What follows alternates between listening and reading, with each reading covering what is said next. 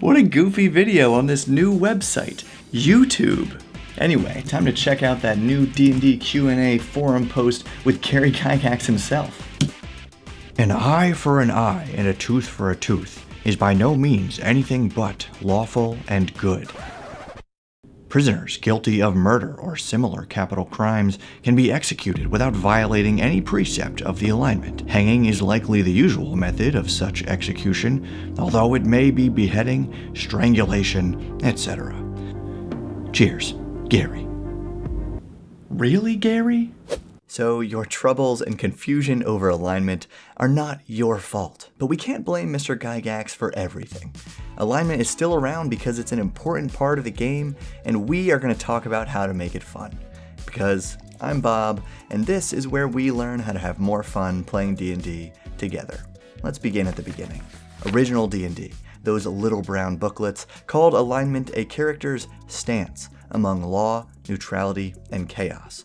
Note, good and evil were not yet officially part of the equation, rather these were assumed qualities, where law represented order, civilization, society, and humanity, all generally good things, and chaos represented disorder, anarchy, savagery, and untamed wilderness, all things that are dangerous to humankind, and therefore vaguely evil. As much as I love this nice linear relationship, the fact is that early D&D alignment wasn't really a choice at all.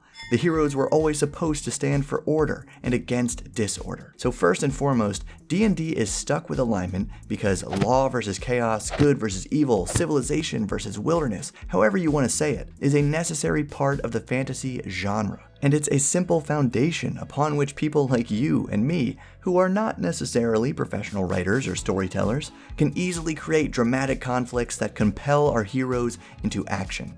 We all have our own ideas about what a lawful good character will or will not do, and what sorts of situations will make them take action. And the beauty of alignment is how it summarizes all of that philosophical information with 2 words on a character sheet. Unfortunately, that brevity is part of what causes most of the arguments. By choosing such broad terms, Gary Gygax basically told us to label creatures as right or wrong, and left our own groups to agree upon what those terms mean. Sure, that's what we do for every other role in D&D, but now we're not talking about whether or not traveling in difficult terrain makes sense. 6. You're dead. Dang it! You died. This is difficult! We're talking about whether or not it's okay to hurt one person if you can prevent harm for another. This is deep stuff. Now, Mr. Gygax did define the major axes and all 9 alignments in the 1E Dungeon Master's Guide. But the way he defined them is the reason, as far as I can tell, that alignment has confused and frustrated D&D lovers for decades. According to Gary, alignment describes the broad ethos of thinking, reasoning creatures. And he immediately overlaps it with religious beliefs, then introduces the confounding concept of alignment language, where, say, all lawful good creatures have a secret code that lawful neutral creatures can't understand, and compares it to all Roman Catholics of the medieval period knowing Latin. Finally, his definitions for each alignment describe creatures as viewing, holding, believing, or seeing the cosmos a certain way. He kind of forced his own hand in this book by creating alignment restrictions merely to balance how good the paladin character type was back in the day. In other words, I think Gary's big mistake that created so many arguments and cost players untold hours of game time over the last 45 years was defining alignment as a belief system, which is by definition subjective and practically encourages debate. And my main problem with this approach, it's almost useless to the players because beliefs mean nothing until they are tested, when you're forced to act on those beliefs or change them. But wait a minute. Since 3rd edition, alignment has been defined by what creatures do and how they act in the world. This is pertinent information in a game where all you do is decide what your character would do when faced with different challenges. However, this wording must be where many jerks found justification for murder hoboism and other bad behavior. In that rules-as-written world of character builds and crunch, the action-focused alignment inadvertently shifted responsibility away from these jerky players and practically created the almost as memeable as alignment D&D problem of, it's what my character would do.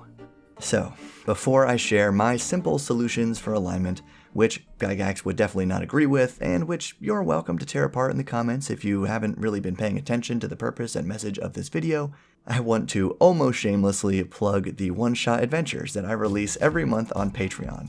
They're designed to be super concise, fun for any level, and easily dropped into any campaign.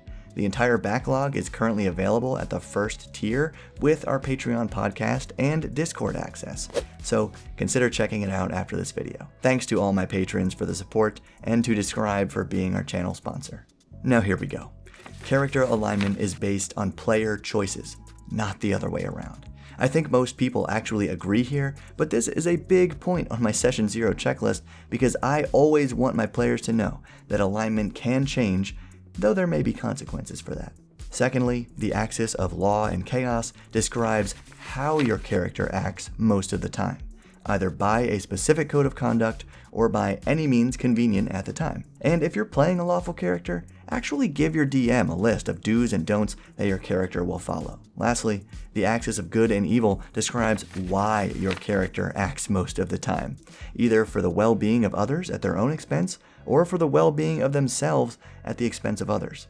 I'll even help out the critics by saying a common self-defense situation creates a weird kink in my definitions because hurting another creature to help yourself would be considered evil.